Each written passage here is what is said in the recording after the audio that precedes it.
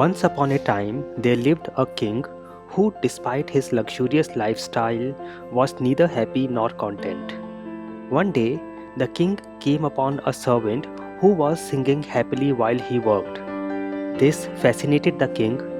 Why was he, the supreme ruler of the land, unhappy and gloomy while a lowly servant had so much joy? The king called and asked the servant, "Why are you so happy?"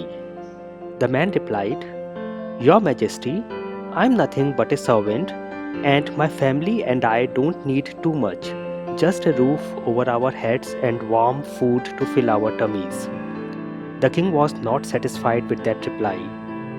Later in the day, he sought the advice of his most trusted advisor. After hearing the king's woes and the servant's story, the advisor said, "Your Majesty, I believe that the servant has not been made part of the 99 Club yet." "The 99 Club? And what is exactly that?" the king inquired. The advisor replied, "Your Majesty, to truly know what the 99 Club is, place 99 gold coins in a bag and leave it at this servant's doorstep." So the king ordered to do it. When the servant saw the bag, he took it into his house. When he opened the bag, he let out a great shout of joy.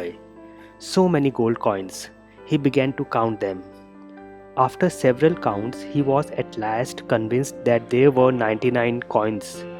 He wondered, what could have happened to that last gold coin? Surely no one would leave 99 coins. He looked everywhere he could, but the final coin was elusive. Finally, exhausted, he decided that he was going to work harder than ever to earn that gold coin and complete his collection. From that day, the servant's life changed. He was overworked, horribly grumpy, and got angry on his family for not helping him to make that 100th gold coin. He stopped singing while he worked. Witnessing this drastic transformation, the king was puzzled. When he sought his advisor's help, the advisor said, "Your Majesty, the servant has now officially joined the 99 Club." He continued, "The 99 Club is a name given to those people who have enough to be happy but are never content, because they are always yearning and striving for that extra one, telling themselves, 'Let me get that one final thing and then I will be happy for life.'"